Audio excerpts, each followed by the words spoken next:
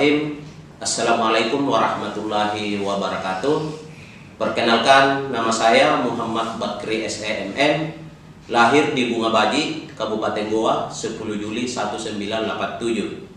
Dosen Sekolah Tinggi Ilmu Ekonomi Wirabakti Makassar, Program Studi Manajemen. Sebagai dosen, saya wajib melaksanakan Tridharma Perguruan Tinggi, yaitu pendidikan dan pengajaran, penelitian dan pengembangan, pengabdian masyarakat. Pada kesempatan ini, saya akan menyampaikan salah satu dharma yang dilakukan, yaitu pengajaran. Salah satu materi pelajaran yang diampu adalah mata kuliah Manajemen Sumber Daya Manusia. Beberapa hal yang terkait dalam mata kuliah Manajemen Sumber Daya Manusia. Yang pertama adalah deskripsi mata kuliah. Mata kuliah untuk Manajemen Sumber Daya Manusia merupakan mata kuliah yang wajib dalam program studi manajemen yang memiliki bobot SKS sebanyak 3 SKS. Pada perkuliahan ini dilaksanakan selama 14 kali pertemuan, di mana pertemuan ke-8 akan diadakan UTS. Pada pertemuan ke-16 akan diadakan final tes. Selanjutnya, sistem pembelajaran atau mode pembelajaran selama masa pandemi, pembelajaran adalah sistem pembelajaran jaringan aplikasi, baik itu Google Meet, WhatsApp, Zoom, dan Classroom. Pada aplikasi Zoom atau Google Meet, aplikasi ini merupakan yang umum digunakan oleh dosen-dosen dalam pembelajaran seperti yang saya gunakan saat ini. Pada aplikasi Google Classroom, saya gunakan untuk pengiriman tugas-tugas dari mahasiswa, sedangkan materi-materi yang saya kirimkan selain terdapat di Spada, saya juga mengirimkan ke aplikasi WhatsApp dengan harapan mahasiswa dapat melihat langsung materi-materi pembelajaran, dan saya juga memberikan diskusi-diskusi kecil dengan mahasiswa di aplikasi WhatsApp terkait topik-topik yang dibahas. Kelima, metode pembelajaran. Metode pembelajaran yang saya gunakan yang pertama adalah ceramah. Metode ceramah dalam metode ini adalah metode yang umum dilakukan oleh para dosen dalam menyampaikan materi kepada mahasiswa, yakni pertemuan materi 1 sampai pertemuan ke-16. Kedua adalah video pembelajaran. Saya menggunakan video dengan beberapa materi, terutama materi dengan beberapa kasus. Pembelajaran ini merupakan rangkuman atas gambaran singkat materi pembahasan yang dibahas. Selain itu, saya mengirimkan video pembelajaran di WhatsApp gunanya agar mahasiswa dapat memutar berulang-ulang sampai memahami pembelajaran tersebut. Metode ketiga adalah diskusi kelompok, di mana merupakan tukar pikiran satu masalah dan pemecahannya. Dengan diskusi ini, mahasiswa dapat mengekspor pemahaman mereka dan dapat bertukar pikiran sesama mahasiswa. Metode keempat, tanya jawab. Metode ini sering digunakan untuk memancing keaktifan mahasiswa dalam proses mengajar. Metode kelima, kuis dengan tujuan mereview materi-materi yang sudah diberikan agar mahasiswa mudah menjawab soal-soal yang saya berikan pada saat mid test dan final test. Adapun rencana pembelajaran semester atau RPS pada mata kuliah ini tentunya adalah yang pertama membahas tentang capaian pembelajaran. Capaian pembelajaran ini terdiri atas CPL Prodi atau capaian pembelajaran lulusan program studi yang dibebankan pada mata kuliah, khususnya mata kuliah Manajemen Sumber Daya Manusia. Yang pertama adalah tentunya bertakwa kepada Tuhan Yang Maha Esa dan mampu menunjukkan sikap religius. Yang kedua adalah menginternalisasi nilai, norma dan etika akademik.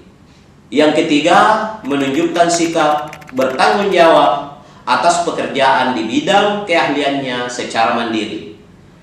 Yang keempat, menguasai konsep teoritis manajemen secara mendalam, khususnya metode dan perangkat analisis fungsi manajemen yang meliputi perencanaan, pelaksanaan, pengarahan, pemantauan, evaluasi, dan pengendalian, serta fungsi organisasi yang terdiri dari pemasaran, SDM, operasi, dan keuangan pada berbagai jenis organisasi. Selanjutnya yang kelima adalah bagaimana menguasai metodologi penelitian dalam bidang ilmu manajemen.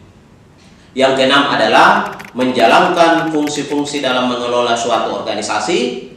Yang ketujuh adalah mampu berkontribusi dalam penyusunan rencana strategis organisasi dan menjabarkan rencana strategis menjadi rencana operasional organisasi pada level fungsional. Adapun capaian pembelajaran mata kuliah dalam mata kuliah manajemen sumber daya manusia ini, yang pertama adalah bagaimana mahasiswa mampu menjelaskan isu-isu terkini yang berkaitan dengan manajemen sumber daya manusia. Yang kedua adalah mahasiswa mampu menjelaskan berbagai konsep dalam mata kuliah manajemen sumber daya manusia yang menjadi dasar teori dalam mengelola sumber daya manusia yang efektif dan efisien. Kemudian yang ketiga adalah mahasiswa mampu mengambil keputusan dalam mengatasi masalah-masalah yang muncul dalam pengelolaan sumber daya manusia. Itu adalah CPMK atau capaian pembelajaran mata kuliah. Selanjutnya adalah deskripsi singkat mata kuliah. Mata kuliah ini bertujuan membahas tentang pengelolaan sumber daya manusia secara efektif di dalam organisasi. Pembahasan mencakup perspektif manajemen sumber daya manusia, konteks eksternal MSDM, fungsi dalam operasional.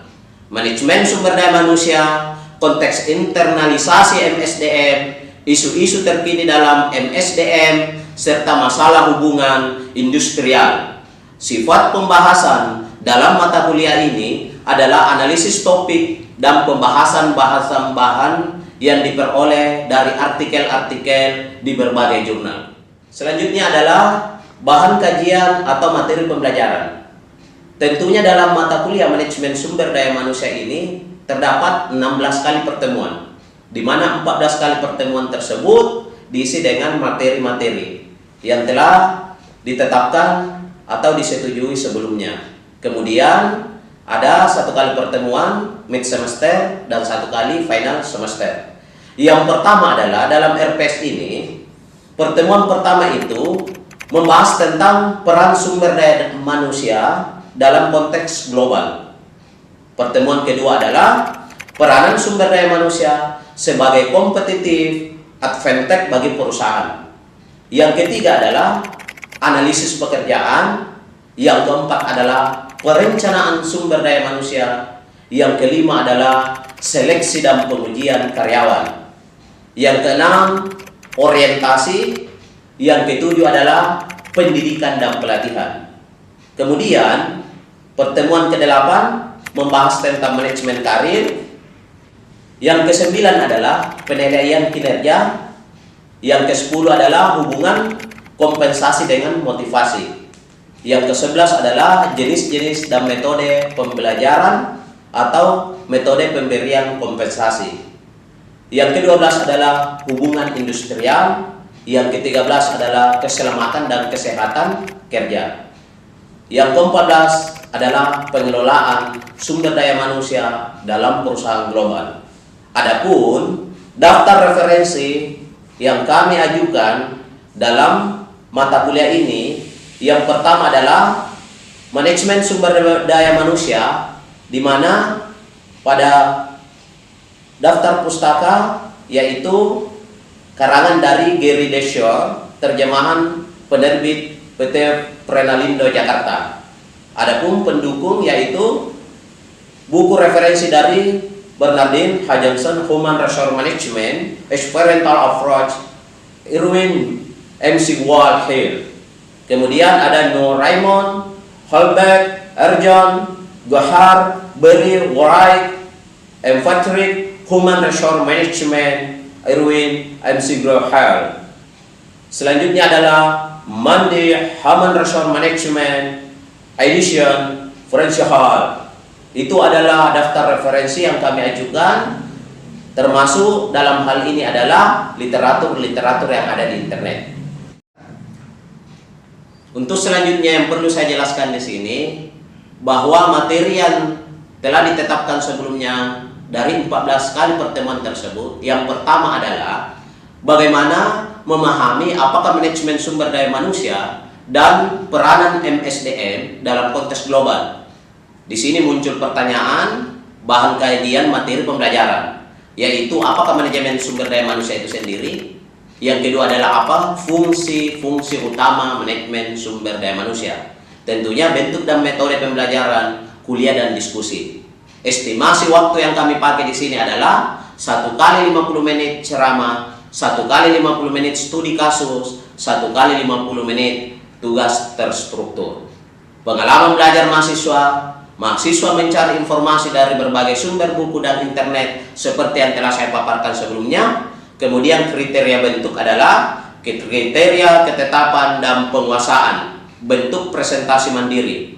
Kemudian ada pun penilaian indikatornya di sini adalah antusiasme dan jumlah mahasiswa yang berpartisipasi dan keselarasan hasil diskusi dengan teori. Dalam pertemuan yang kedua, yang dibahas di sini adalah memahami peranan SDM sebagai keunggulan bersaing bagi perusahaan, di mana ada 2 model yang perlu dikaji, yaitu keterkaitan MSDM dengan manajemen strategi.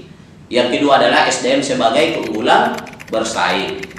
Kemudian pada pertemuan yang ketiga, mampu memahami fungsi pertama dalam manajemen sumber daya manusia sebagai penentu dalam penerimaan calon karyawan, di mana yang paling esensial di sini yang harus diukur adalah bagaimana menganalisis pekerjaan, perencanaan sumber daya manusia, pengujian karyawan, dan yang tentunya adalah orientasi. Kemudian pada pertemuan selanjutnya yaitu bagaimana memahami konsep dasar pengembangan karyawan, pendidikan, pelatihan. Itulah salah satu yang perlu diperdalam bagi mahasiswa sehingga kompetensi di bidang MSDM ini betul-betul bisa diunggulkan dalam hal dunia kerja nanti pada saat selesai mengampu. Pada pertemuan selanjutnya, yaitu pada pertemuan ke-7, tentu saja mahasiswa diharapkan mampu memahami konsep dasar pengembangan karyawan, di mana ada 2 tolak ukur. Tentunya adalah yang pertama menyangkut pendidikan, yang kedua adalah menyangkut pelatihan. Pada pertemuan selanjutnya, itu pada pertemuan yang ke-8, mahasiswa harus mampu memahami manajemen karir sebagai bentuk lain dari pengembangan karyawan, di mana di sini mau diukur karirnya seperti apa, bagaimana model manajemen karir, kemudian bagaimana perencanaan karir itu sendiri, dan tentunya adalah pengembangan karir. Nah, pada pertemuan yang ke-9, bagaimana mahasiswa memahami tentang pentingnya penilaian kinerja karyawan.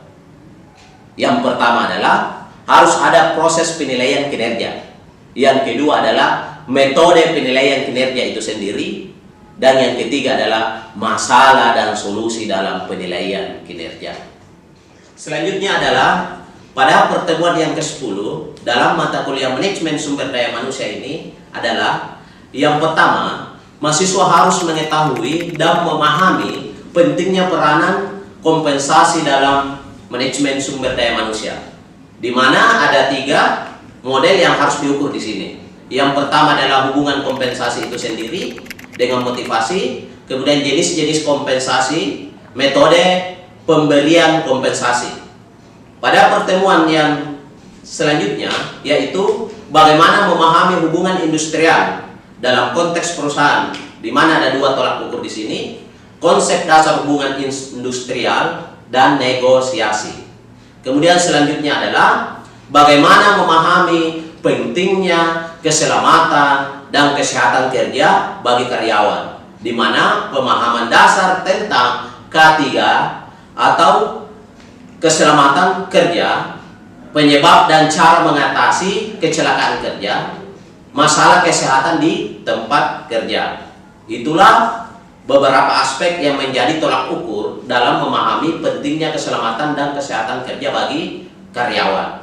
Yang terakhir dalam pembahasan tentang pertemuan dalam aspek-aspek mata kuliah yang kami paparkan di sini, khususnya yang ada dalam RPS, adalah memahami pengelolaan sumber daya manusia dalam perusahaan multinasional, di mana ada beberapa tolak ukur di sini. Tentunya yang pertama adalah tantangan dari era globalisasi yang terjadi saat ini.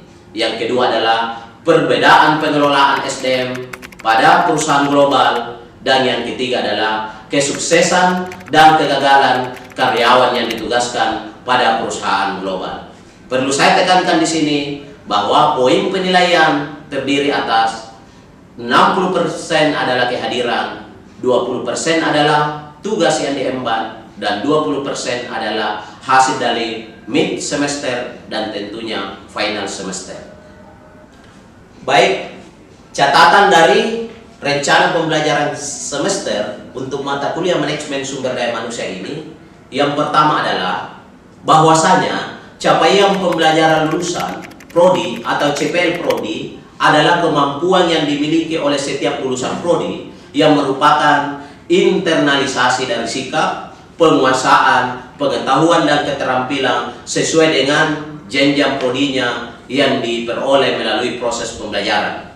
Yang kedua adalah capaian pembelajaran lulusan yang dibebankan pada mata kuliah adalah beberapa capaian pembelajaran lulusan program studi atau CPL prodi yang digunakan untuk pembentukan pengembangan sebuah mata kuliah yang terdiri dari aspek sikap, keterampilan umum, keterampilan khusus, dan pengetahuan. Yang ketiga adalah capaian mata kuliah atau CPMK adalah kemampuan yang dijabarkan secara spesifik dari CPL yang dibebankan kepada mata kuliah dan bersifat spesifik terhadap bahan kajian atau materi pembelajaran mata kuliah tersebut. Yang keempat, kriteria penilaian adalah patokan yang digunakan sebagai ukuran atau tolak ukur ketercapaian pembelajaran dalam penilaian berdasarkan indikator. Indikator yang telah ditetapkan, kriteria penilaian merupakan pedoman bagi penilai agar penilaian konsisten dan tidak bias. Kriteria dapat berupa kuantitatif ataupun kualitatif.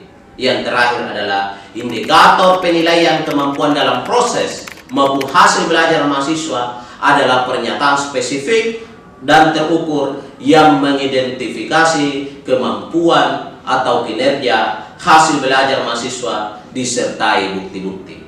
Baiklah, selanjutnya saya akan memaparkan proses pembelajaran melalui via Zoom.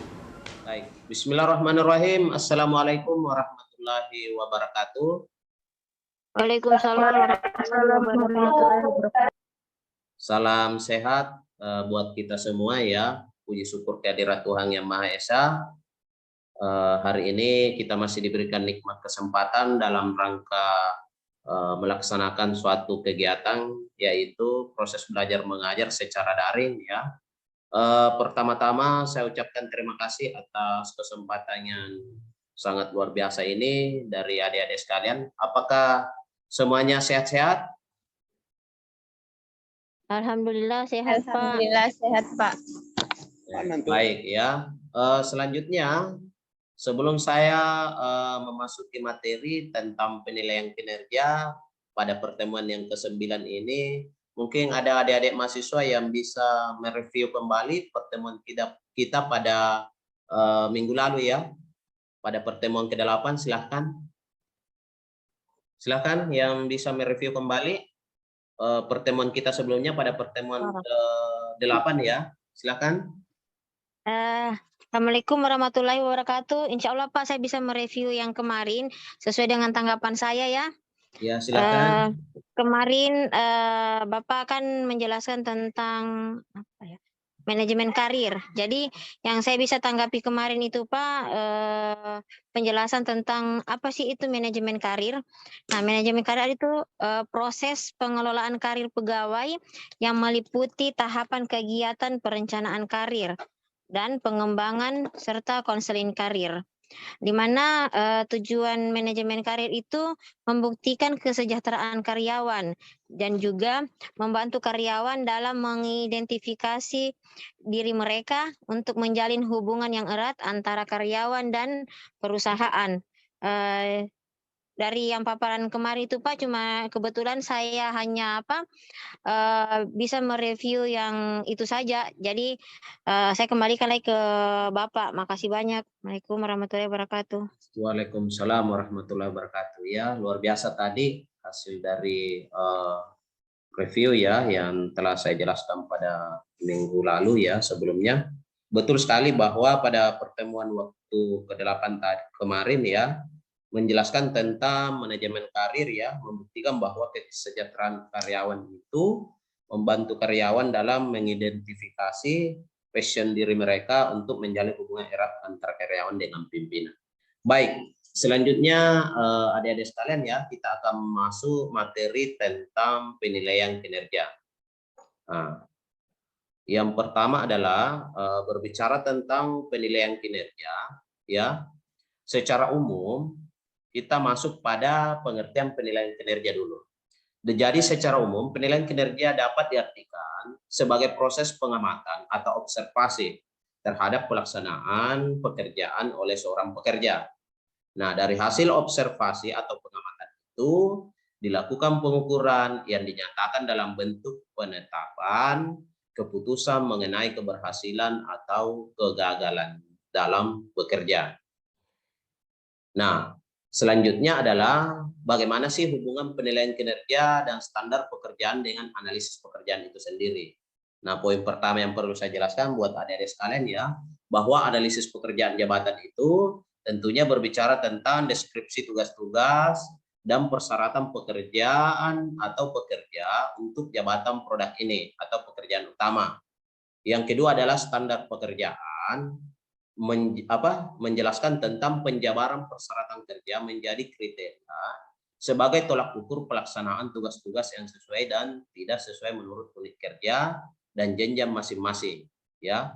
Yang ketiga adalah penilaian kinerja, deskripsi relevansi pelaksanaan pekerjaan dengan standar pekerjaan berupa kelebihan atau kekurangan individu atau kelompok tim dalam bekerja. Nah, sebelum saya lanjut ke materi selanjutnya, mungkin ada adik-adik mahasiswa sekalian yang mau bertanya, silakan. Assalamualaikum warahmatullahi wabarakatuh. Waalaikumsalam Pak, saya mau warahmatullahi bertanya. wabarakatuh. Ya, Kan silakan. tadi Bapak menjelaskan tentang penilaian kinerja. Nah, bagaimana pengaruh Pak penilaian kinerja pegawai itu terhadap penggajian yang diberikan oleh perusahaan? Itu saja Pak. Makasih banyak. Assalamualaikum warahmatullahi wabarakatuh. Waalaikumsalam warahmatullahi wabarakatuh. Ya, pekerjaan sangat baik ya, luar biasa dari saudari Hana Delansa. Jadi kalau kita berbicara tentang bagaimana sih pengaruh penilaian kinerja pegawai terhadap penggajian yang diberikan itu sangat positif dan signifikan ya. Karena kenapa? Pengaruh penilaian kerja terhadap keadilan penggajian itu semakin baik, maka penilaian kinerja tersebut semakin meningkat gaji yang seharusnya didapat. Jadi sangat berpengaruh sekali ya, karena sangat menentukan dari gaji atau pendapatan yang didapatkan oleh pekerja itu sendiri. Bagaimana? Apakah jawaban saya sudah jelas tadi? Iya Pak, sudah sangat jelas. Makasih banyak Pak atas penjelasannya. Assalamualaikum warahmatullahi wabarakatuh. Waalaikumsalam warahmatullahi wabarakatuh. Nah, selanjutnya kita akan lanjutkan materi adik-adik sekalian ya, berbicara tentang secara khusus ya, pengertian penilaian kinerja dapat disimpulkan ya dalam berbagai versi ya. Tentu saja yang pertama deskripsi secara sistematis, yang kedua adalah bagaimana usaha mengidentifikasi ya, mengukur atau menilai dan mengelola manajemen pekerjaan yang dilaksanakan oleh para pekerja SDM di lingkungan suatu organisasi atau perusahaan. Kemudian yang keempat adalah kegiatan pengukuran sebagai usaha menetapkan keputusan tentang sukses atau gagal dalam melaksanakan tugas-tugasnya. Jadi penilaian kinerja itu adik-adik sekalian ya, yang keempat adalah bagaimana mengukur ya, usaha menetapkan keputusan tentang sukses atau gagal dalam melaksanakan tugas-tugasnya. Persyaratan penilaian kinerja, ya yang pertama persyaratan ilmiah atau persyaratan legal, ya relevansi, ya. Jadi apa-apa yang relevan dengan itu, baik itu secara tertulis ataupun tidak tertulis. Relevan itu artinya betul-betul tepat terukur berdasarkan situasi dan kondisi setiap saat, ya. Baik tidak mengenal ruang dan waktu. Sensitivitas artinya apa-apa ya isu-isu yang sensitif, ya. Isu-isu yang diperhadapkan terhadap karyawan ini tentang performa dia, ya, tentang kemampuan dia dalam mengembangkan dia punya diri di dalam suatu perusahaan. Reliabilitas adalah bagaimana menghasilkan atau outcome-nya, ya, di dalam suatu perusahaan. Adik-adik sekalian, ya, metode penilaian kinerja seperti apa kalau kita mau lihat kinerjanya seseorang. Ada metode uraian ringkas, ya, metode ranking atau skala nilai dan membandingkan.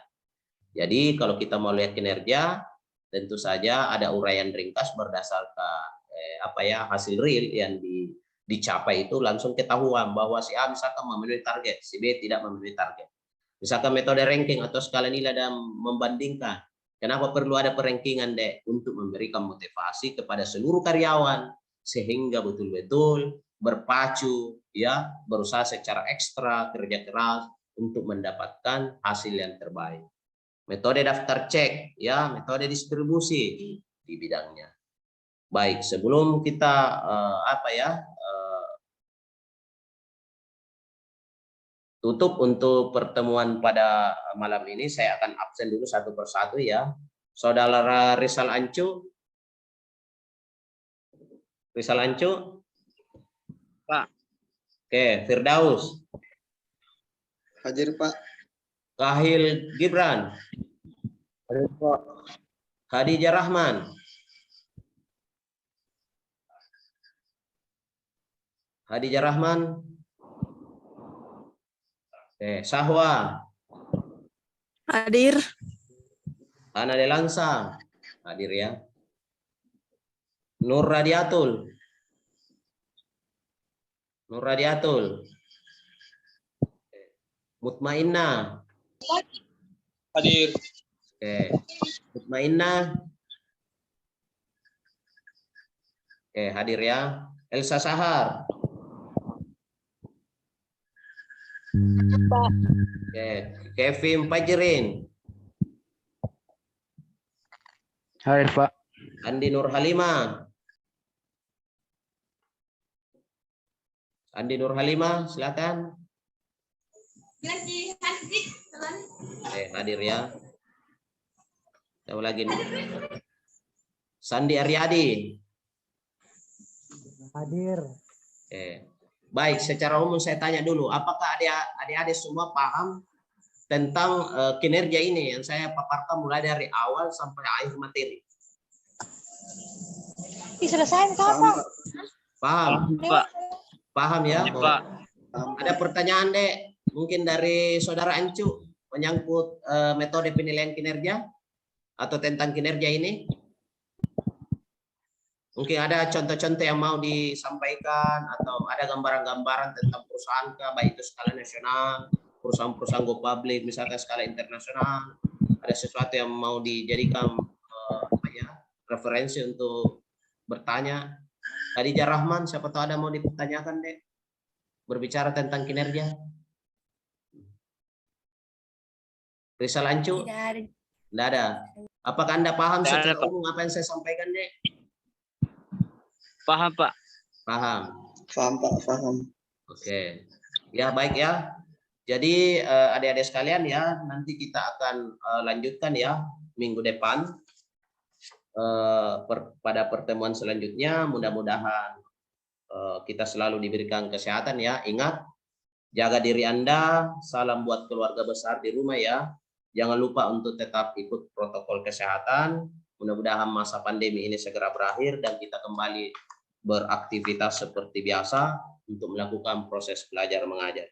Baik, lebih dan kurangnya mohon dimaafkan. Sampai di sini pertemuan kita. Wabillahi taufiq wal hidayah. Assalamualaikum warahmatullahi wabarakatuh. Waalaikumsalam warahmatullahi wabarakatuh.